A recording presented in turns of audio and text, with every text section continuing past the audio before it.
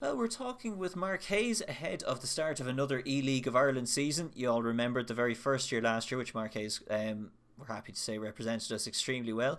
Mark, we're just coming back up to the start of a new season. Do you want to tell us what's coming up in the next couple of months in the E-League of Ireland competition? Yeah, absolutely, Ronan. As you said, we're getting back up and running. The League of Ireland is actually starting in 2 weeks' time. So I believe the groups are starting on the 27th of February. Similar enough format to last year. Each team in Ireland is represented by player. Four groups of five. Top two will qualify then to the finals, which I believe will be on the 18th of April this year, so a little bit earlier than last year. So the group stage are going to run for about 5 to 6 weeks, and then with the finals then leading up in April then. So you obviously qualified for the in-person competition last year. Do you want to just tell us a bit what that experience was like?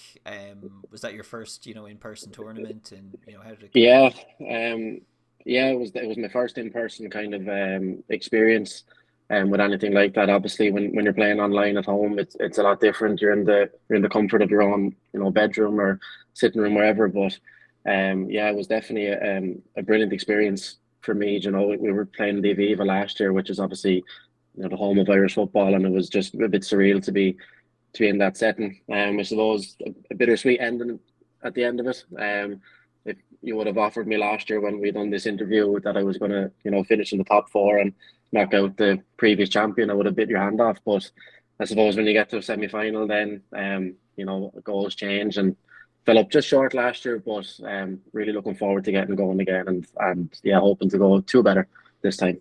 Yeah, I suppose people will be starting to understand like this is serious business to a lot of people, around Ireland, including yourself. Definitely, like I got to know you, and you know, you're certainly a perfectionist when it comes to your own performance.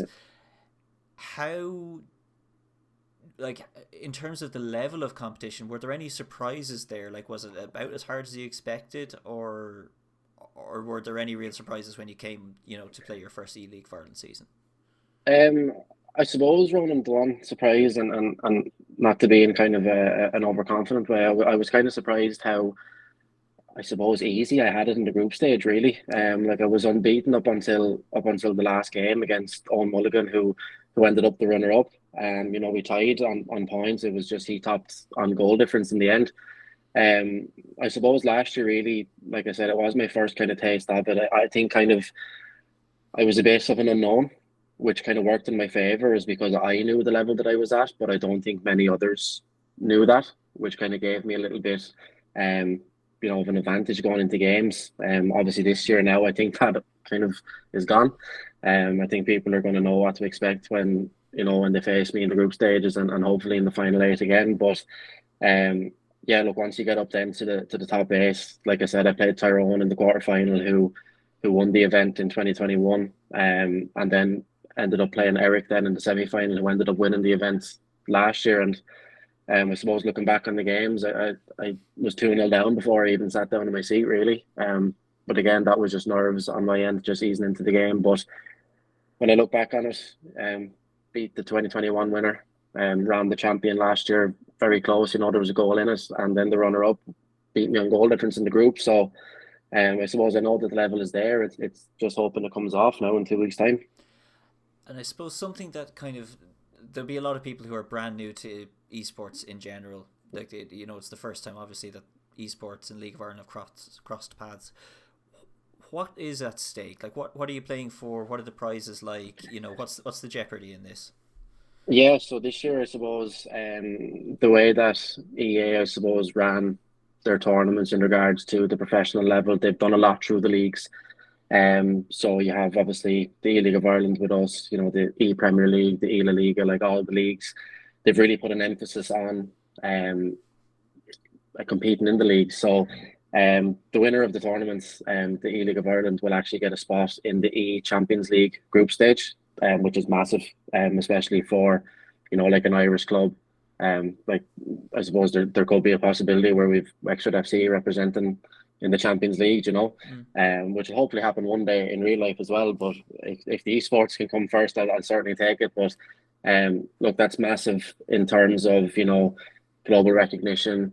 obviously potential prize money, things like that. And there's also a spot in the World Cup play-ins then. So remember last year, I think myself and Welly played in a playoff for the European play-ins, but this one is a step further. So it's actually, a last chance qualifier for the World Cup, which is massive. Yeah, like look, just to give my own position, like I've been involved in esports for a very very long time. Coming Yeah, up on, I don't know, 16 years or so. You've been around the scene for a very long time as well. Just to give people a bit of a flavour, like just how big an event is the Champions League nowadays? yeah. Look, I suppose the way you're looking at it is you're looking at the best players from across Europe. Like players that have won playoffs, Yeah, players that have come really close in World Cups. and we are Like talking tens of thousands of viewers at an event like this, and I yeah, presume it's an in-person event as well. yeah, absolutely. I believe it's run in London this year, obviously with the final being held in London itself. Um so yeah, look, it's a massive thing. And I really think that people this year in Ireland are really going to last year I suppose the competition was really there. Um I suppose what's at stake maybe wasn't as much as what's going to be at stake this year. So I think this year we're really going to see a level improvement. I think everyone's going to really step up their game because look, these opportunities don't really come around too often. Like I said, I've been around for a long time. I suppose it might be one of the last opportunities that I'll have to kind of really take that step. So you're definitely going to see a level of improvement this year. Absolutely. Yeah, and I think we're going to see level of improvement as well for sort of the fan experience watching. Any competition in its first year is going to have growing pains. It's going to have a few missteps. It's going to be something that is around for the long term. I know a lot of fans are experiencing it for the first time. Maybe aren't weren't hugely taken with it last year. This is something that is going to grow and grow. It's not a flash in the pan. Esports has been growing steadily for, well, in general, over 25, 30 years. Yeah. Shockingly now, that's pretty much where we're at, and it Yeah. is becoming a bigger and bigger thing. So just the last word, I suppose. How, just to give people again a bit of a flavour who wouldn't know, what does your training look like now, and are you changing anything sort of in preparation for this tournament? Yeah. Like obviously kind of the main thing this year, again, you're kind of looking at just like the practice games because obviously they're the best way to get, you're always playing someone at a decent level.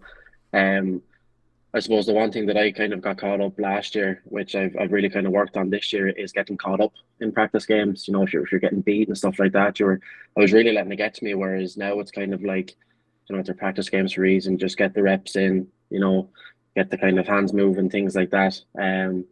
But last year, one thing to kind of note this year with the competing scene is that they've actually got rid of five back formations in the game.